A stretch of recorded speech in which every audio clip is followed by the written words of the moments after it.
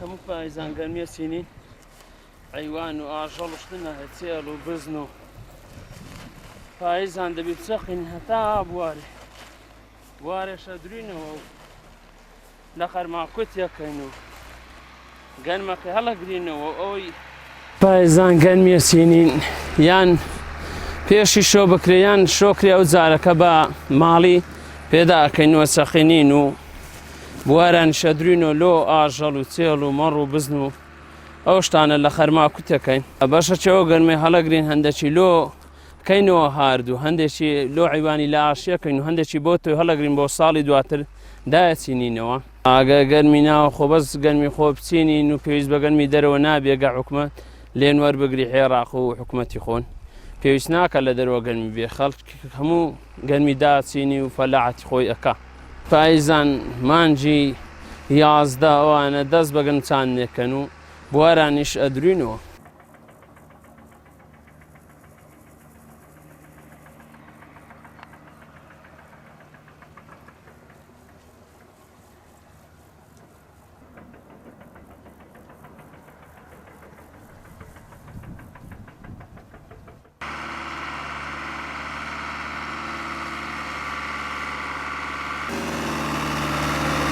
دوای ئەوەی کە باران باری و پەڵەکەت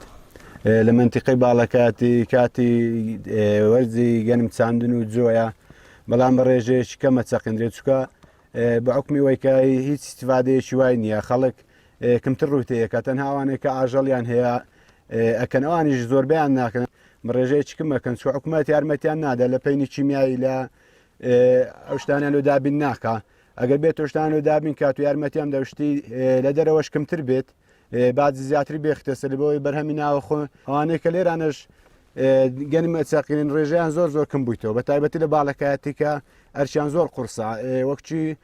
منتیقەی خوارێنیە کە دەڕاستەوانە بە لێرانە دەبی بەدەستی بدروێتەوە و خەرماکوت و ئەوانە ئەرچیان زۆر قورسا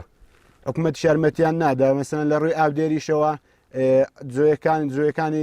ناوفەرعەکان وە سەب کردین بەڵام زۆی ڕێسی سەب نەکرا ئاو زۆر کمە زەحمەتەشی زۆرە بین لە کاتی ئاودان و خەڵک کەمتر ڕوودا فەلاعەتی گەنمەکە خەڵک ئێستا بە زۆردی بەرەو شارەکان چووە بە حکمی وەی کە حکومەت بەرەی بەگوندەکان نەدایە جاچێ لە ڕووی مەسەن ئێستا وەکو سایەختە نەکتەر کە زۆتیەکەین لە ڕووی گاز و یارمەتین نادا کە گازن بداتە مەشەتوان هەرزانتر لۆ فەلاعەکان زۆتی بکەین و لەوانیش باشترە بی و خێریان زیاتر پێ بڕێ بەڵام کا و یارمەتی ئێمە نەدا و ئێمەش ناتوانین سعرەکەی زیاتر بینی نەخوارێ بەرەمی ناوخۆ بە تاکید باشتر ئەوانێک کە لە دەرەوە دێ بە تایبەتی لە ئێران تورکیاکەوانەکە دوژمنی کوردن نازانانی لەخوا ئەو بەرهەمە دەینێریت چییە خراپ بووە زۆرشتی ماوە بەسە چوو دەینیم بەسە خەڵک ئێستا بە ڕێژێکی زۆر تووشی نەخۆشی بوو تووشی ئەوی بوو ئێستا مەسەلەن ئەگەر بێت و پەرە بە کەرتی کوشت و کاڵ بدرێتوانی مەسەلەن شوێنی نەوت بگرێتەوە ئێستا کە نەوت بە ڕێژەیەکی زۆردا بەز حکومەت تووشی قەیرانی دارایی بووە ئەتوانی بە کشت و کات جێگەی پڕکاتەوە بە گەشت و گوزار جێ پڕکاتەوە